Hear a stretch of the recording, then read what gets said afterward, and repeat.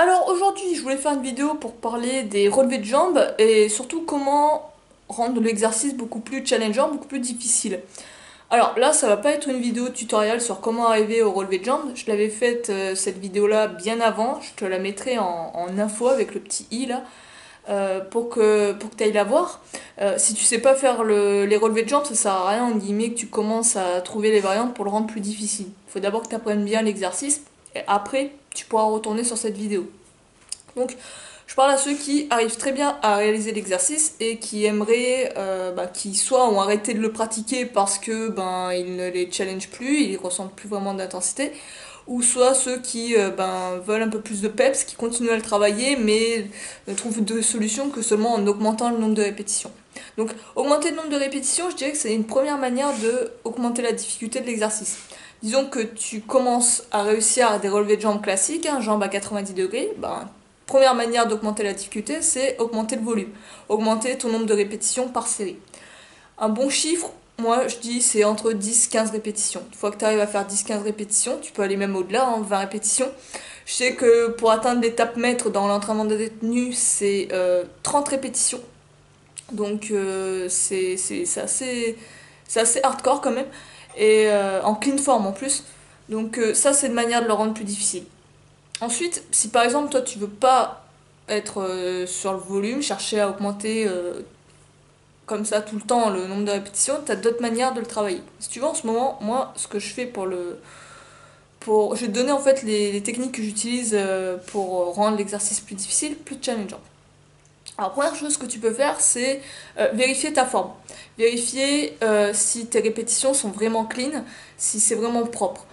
Si tu tends bien les jambes, par exemple, souvent ce qui se passe avec les relevés de jambes, c'est qu'on a tendance à légèrement plier les jambes. Très subtilement, on n'a pas les jambes complètement tendues. Donc au début, quand tu apprends l'exercice, c'est pas un souci. Ça te fait une régression, donc pas de problème, mais au fur et à mesure que tu deviens à l'aise et tu maîtrises l'exercice, c'est bien de perfectionner sa forme, l'exercice en lui-même, pour le rendre plus difficile. Donc essayez de faire prêter attention à ses jambes, si on a bien suffisamment de tension, si on est vraiment les jambes complètement tendues. Tu peux même rajouter les pointes de pied, si tu veux avoir encore plus de tension au niveau des jambes. Euh, Deuxième manière de rendre l'exercice plus difficile, c'est de faire une pause à l'endroit où c'est le plus dur, c'est-à-dire lorsque tes jambes sont à 90 degrés. Donc ça, c'est vraiment quelque chose qui va faire descendre drastiquement ton nombre de répétitions. Teste-le, teste des répétitions avec un tempo assez lent, tu vois, sans prendre d'élan. Déjà, si tu essaies d'améliorer la forme, il y a aussi ça, essayer de ralentir dans son exécution, pas jouer avec l'élan.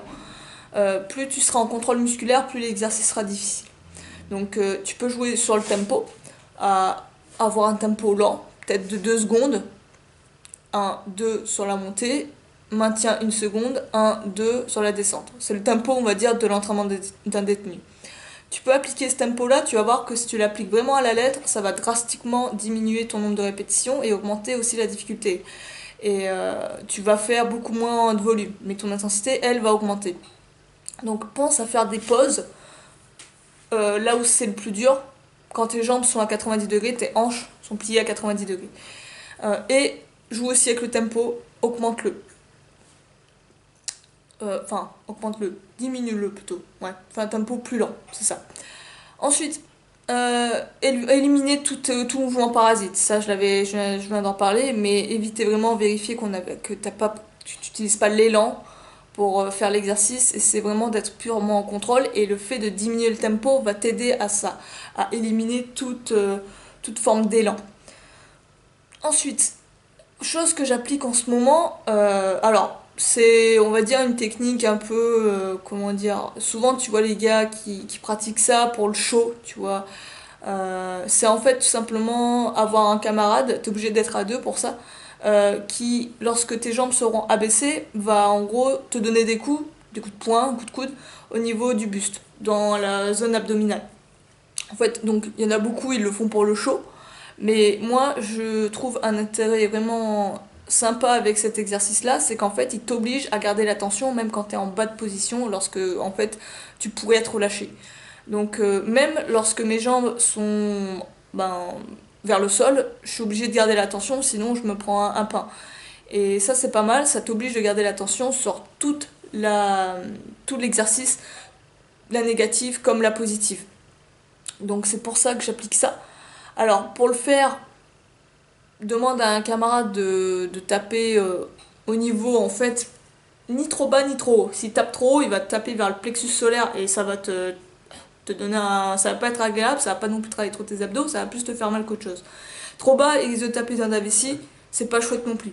L'idéal c'est à peu près aller à 3 doigts, je dirais, au-dessus du nombril à peu près. Et à partir de là, ben, tu l'ajustes selon ta morphologie, voilà, selon tes ressentis, mais voilà, n'hésite pas à te demander à ton pote aussi de ne pas taper trop fort au début. Si tu sens qu'il tape trop fort, tu l'arrêtes. Si tu sens au contraire qu'il tape pas assez fort, tac, tu lui demandes d'augmenter l'intensité. Mais ça doit te jauger en fait, pour avoir pile poil ce qu'il faut comme intensité. Donc ça, c'est vraiment pas mal. Tu peux faire ça avec soit les poings. Le problème avec les poings, c'est que t'es obligé d'avoir ton camarade qui s'écarte vite le temps que tu fasses ton relevé de jambe. Tu abaisses, tac, il se replace, tu mets ton coup de poing. Il met ses coups de poing. Et sinon, pour pas le gêner et voir vraiment être fluide, c'est taper avec le coude. Tu vois, des coups de coude littéralement dans les abdos, tranquillement. Et tu enchaînes comme ça, pépère. Ça, c'est vraiment pas mal. Tu peux le tester, c'est une manière de rendre l'exercice plus difficile. Ensuite, autre façon d'augmenter la difficulté, c'est tout simplement de jouer sur l'amplitude. Donc l'amplitude, ça va être d'augmenter, de faire des toes to bar, tout simplement. Donc les toes to bar, qu'est-ce que c'est? C'est tout simplement, ça c'est le terme de CrossFit, hein, c'est de chercher à amener les chevilles sur la barre. Donc là, c'est vraiment une amplitude complète des relevés de jambes, tu peux pas aller plus haut. Et tu t'abaisses. Donc c'est un exercice un peu plus élitiste, c'est pas non plus un truc surhumain, c'est largement accessible comme exercice. Je vais faire un tutoriel, je pense, cette semaine sur comment réussir les toes to bar, donc je vais pas m'appuyer là-dessus en détail dans cette vidéo, mais sache qu'il y aura une vidéo qui va arriver sur le sujet. Donc les toes to bar, qu'est-ce que je peux dire, c'est que ça augmente la difficulté par l'augmentation de l'amplitude. C'est un moyen que tu peux utiliser si tu trouves que les relevés de jambes sont trop faciles pour toi. Maintenant que je t'ai donné ça, je vais te donner un petit programme que j'applique en ce moment pour travailler les abdos. Tu vas voir que c'est ce qu'on appelle, on va dire, un biset, c'est-à-dire que j'enchaîne 2 exercices, des relevés de jambes, et un exercice de gainage qui est le drapeau en étreinte. Donc le drapeau en étreinte, là aussi j'avais fait un tutoriel là-dessus. On va dire que c'est le petit frère du drapeau, tu vois. C'est l'étape préliminaire avant de réussir un drapeau. Si tu n'arrives pas à faire un drapeau en étreinte, ne pense pas tout de suite à travailler le drapeau. Passe déjà par cet exercice basique. Drapeau en étreinte, le problème c'est qu'il faut que tu aies un pôle, donc une barre verticale sur laquelle t'appuyer en gros, t'accrocher. C'est juste l'inconvénient. Il faut que tu aies un endroit où tu puisses te suspendre et que tu aies un pôle pas loin. Donc ça peut être, si tu es dans un parc à gamins, tu peux avoir des fois une barre verticale. Sinon, tu peux peut-être jouer si tu es dans un parc à street avec les poteaux. Ils vont être assez épais, mais tu peux quand même peut-être la jouer là-dessus. Sinon, tu as peut-être aussi les poteaux de signalisation qui sont pas loin. Tu peux essayer de te débrouiller avec ça. Alors, premier exercice, comme je te l'ai dit, on va travailler à la fois de la force et on va dire de l'hypertrophie et endurance. C'est-à-dire que sur les relevés de jambes, les 2 premières séries, ça va être de la force. Donc la force, c'est-à-dire un exercice, je vais sélectionner un exercice sur lequel j'arrive à faire entre 1 et 5-6 reps. En général, c'est 5-6 reps.